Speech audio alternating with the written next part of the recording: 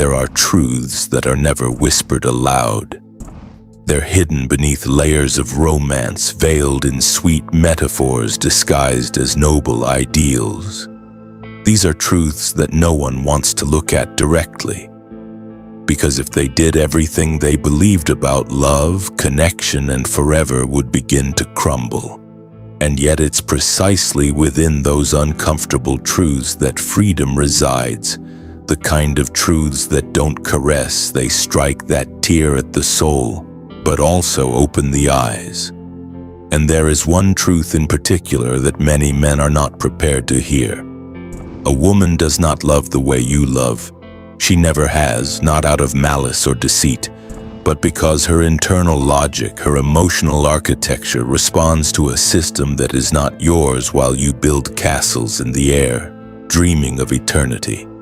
She evaluates, selects, adapts, while you love from a deep yearning for fusion.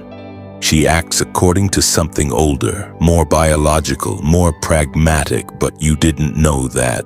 No one told you.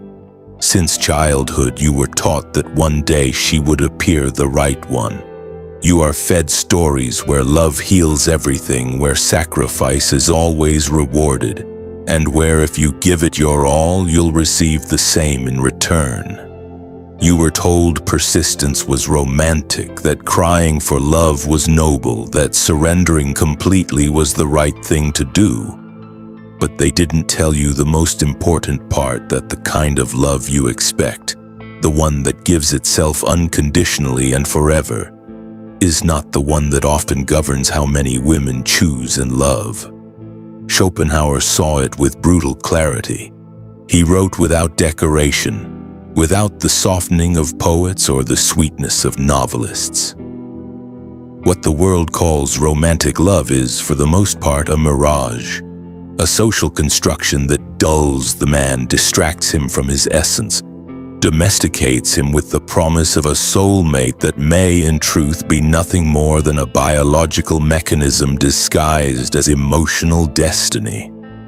The philosopher didn't say this to wound, but to awaken. He warned that the female instinct, though it doesn't come from disdain or cruelty, is programmed to seek protection, stability, continuity, that it often operates without the woman even being consciously aware of it, guided by the cold laws of natural selection. And that if a man doesn't understand this, if he keeps operating under the illusion that both genders love the same way, he will destroy himself, not because of her, but because he keeps expecting from her something she was never meant to provide. You didn't know. That's why you gave everything, your focus, your vital energy, your time, your vulnerability, believing that what you offered would be returned with the same depth, and when it wasn't, when you felt her grow cold, distant, disappear without clear explanation, the pain was unbearable, not just because you lost a person, but because the fantasy that had been holding you together suddenly collapsed. And it is precisely there in the heart of that void that this path begins.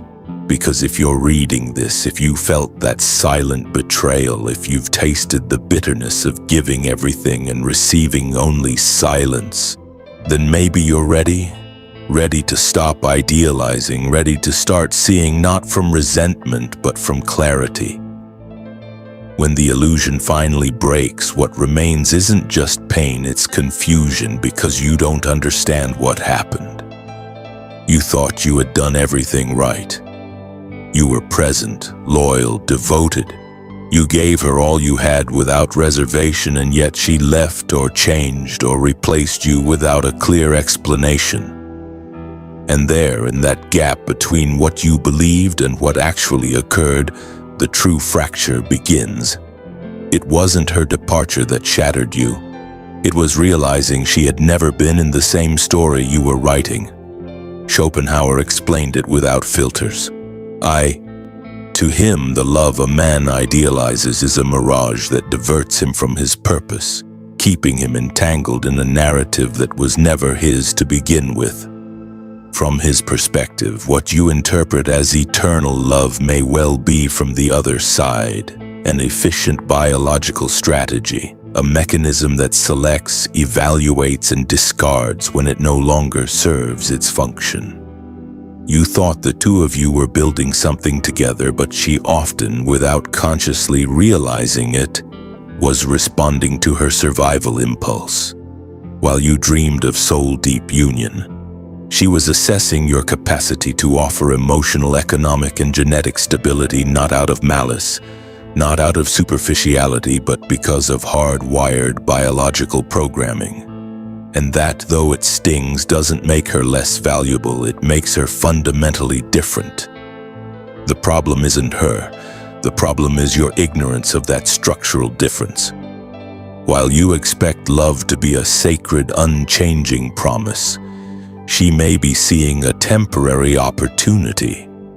While you believe that your full-hearted devotion guarantees permanence, her instinct tells her she must continually evaluate whether you remain the optimal choice, not from the romantic heart, but from the cold, primal logic of survival. And when you no longer are, when her unconscious perception senses that someone else might offer greater status, security, strength, or resources, her desire fades. No drama, no warning, no explanation. It simply vanishes. What you felt was a sacred bond becomes to her a completed cycle, and you who still believed love was eternal are left in ruins asking, "Where did I go wrong?" But you didn't go wrong. You simply entered the wrong game using rules you didn't know existed. You stepped onto an emotional battlefield thinking you were in a spiritual partnership, when in reality you were unknowingly participating in natural selection. That doesn't make you weak. It doesn't make you foolish. It makes you human, deeply human, idealistic to the point of blindness. And this is the moment where many men break beyond repair. They become bitter, resentful, hardened. They think the only option is to hate women or withdraw from emotional connection entirely. But Schopenhauer didn't propose that. He never asked you to stop loving. He asked you to start seeing, to stop idealizing, to realize that what you call love might not have the same meaning from the other side. And once you see that there's no going back, the veil falls, and with it the entire narrative that kept you on your knees when everything collapses and she leaves. Whether physically or emotionally, you don't know how to respond. You're unprepared, because you didn't enter this bond through convenience. You entered through hope, through the deep conviction that she was the one, not a chapter, not a phase, not a possibility, but the final destination.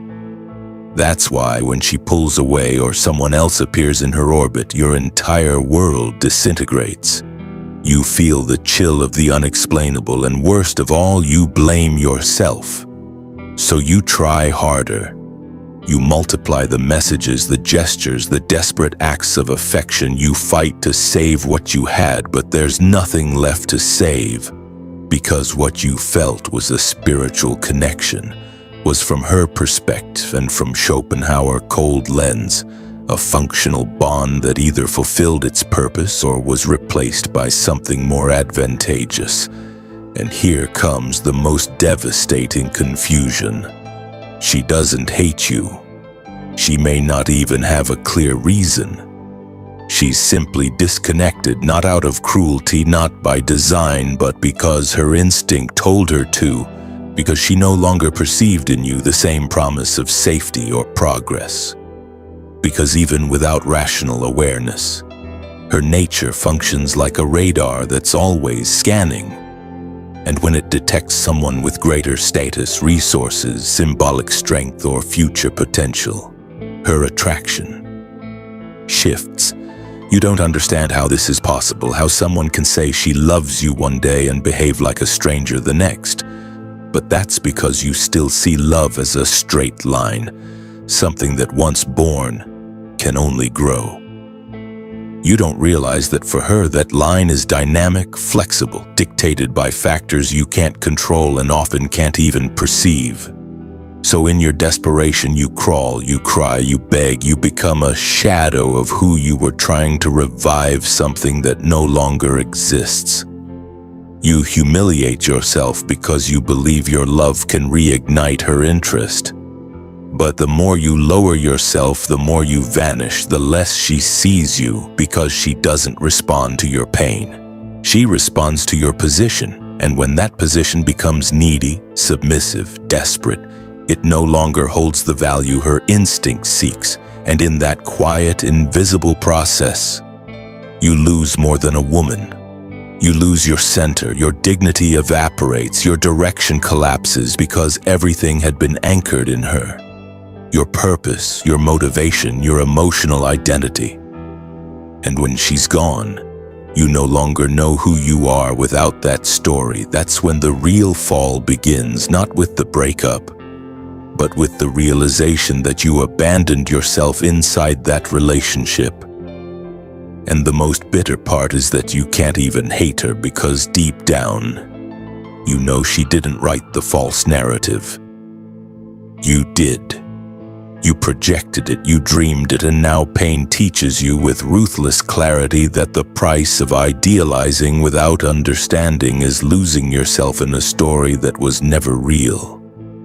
That moment of collapse isn't just about heartbreak. It's an existential implosion because it's not only her that leaves. Your entire sense of purpose, which you had tied to her presence, vanishes with her. The future you envisioned crumbles. The illusion you nurtured through every silent sacrifice, every small surrender of self evaporates, and what's left is emptiness.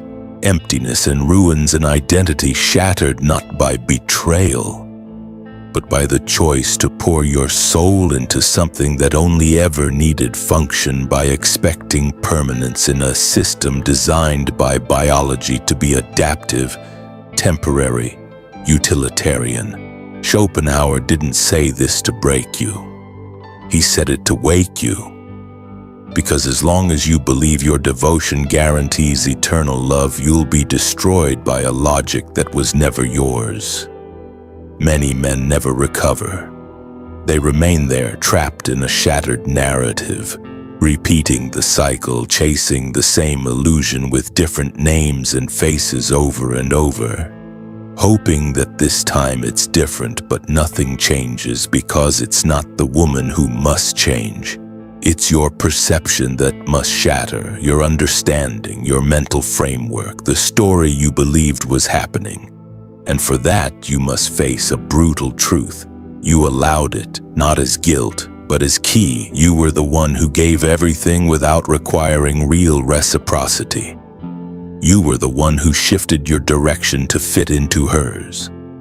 You were the one who stopped building your own kingdom to invest in hers. You believed that love meant pain, that persistence was noble, that giving up was cowardice. But the real cowardice is continuing to feed an illusion that's killing your soul. When you repeat that phrase, "I allowed it," you're not condemning yourself, you're reclaiming power, because if you were the one who betrayed yourself, then you can also be the one who saves yourself. You can stop idealizing. You can stop seeking validation from someone who doesn't see you as an equal. You can start looking at yourself with the same intensity you once looked at her. Not to harden, not to hate, but to awaken, because deep down, you don't want revenge. You don't want punishment. What you truly want is clarity, and that clarity begins when you stop searching for answers in her shift and begin searching for the reason why you gave so much. Much without boundaries, when you understand that what hurts isn't just her absence, it's the abandonment of yourself. That man staring back at you from the shattered mirror, the one who no longer knows who he is, was not born from her actions. He was born the day you stopped respecting yourself, the day you decided she was worth more than your peace, your purpose, your vital energy. And the only way out of that abyss isn't through more romance, more hope, or blind faith. It's through truth, a truth that burns your eyes if it must. but finally lets you see, because as long as you remain sedated by the narrative they fed you, you will continue begging for emotional crumbs, believing it's love. But that's not love. That's dependency. And dependency destroys more souls than rejection ever could. And then comes the day when you can no longer keep lying to yourself. The day when something inside you breaks so violently that no sweet phrases or nostalgic memories can hold it together. That's the day you look the illusion straight in the eye and realize it wasn't her who destroyed you. It was you for dreaming with someone who was never dreaming the same dream. Schopenhauer didn't give you a blueprint for hatred. He offered you a mirror, one that not everyone dares to face, because what it reflects is not her, it's you, your need to idealize, your desperation to be loved, your chosen blindness. And if you can hold that gaze without flinching, without justifying, without fleeing, something shifts, something deep, something no one can ever take from you again. That's real freedom, not the one you scream to convince yourself you're fine, not the one you pretend in front of others. The kind of freedom born from properly lived pain, the kind that emerges when you accept that your worth is not defined by whether or not she chooses you, loves you, or validates you. That your purpose cannot depend on someone else's fluctuating desire, because you didn't come into this world to orbit her. You came to build your own center, your own kingdom, and if a woman walks beside you on that path, let it be out of mutual respect, shared vision and awareness, not because you need her to save you from yourself. The difference is everything when you stop idealizing, you stop begging, you stop shrinking yourself to fit, you stop negotiating with your essence just to be accepted. And finally, you reclaim something you had given away without realizing. Your vital energy, your presence, your clean, undiluted masculinity, your purpose, free from need. And that transformation doesn't require vengeance. It doesn't require resentment. It requires truth, the kind of truth that tells you that you are not here to be loved as a fantasy, but to be respected for who you truly are. And if that doesn't happen, if they don't see you, if they don't value you, then you must have the courage to walk away, not from anger, but from dignity, because you are not a stepping stone, you are not a phase, you are not a resource. You are an end in yourself, a man who walks firmly, even if he walks alone. One who would rather stand in the silence of his truth than stay in the golden prison of an illusion. And that choice, though painful at first, is the line that separates the conscious man from the emotional child who still hopes to be loved. Like in fairy tales, illusion doesn't die on its own. It dies when you choose to let it go, when you name it, understand it, release it. And then your true self emerges. Not the one who chased validation, not the one who gave blindly, but the one who will never again sacrifice his soul for a story written by someone else. Now you know. And with that, knowing you can't go back, you can't keep believing what you've already seen collapse. You can't betray yourself by chasing a fantasy that has already shown you its teeth. Love is not your enemy. Women are not your enemy. You. The true enemy was the lie you were told and chose to believe, but not anymore, because now you walk with open eyes, a straight spine, and an intact soul, not to hate, but to never again abandon yourself, and that is the true victory.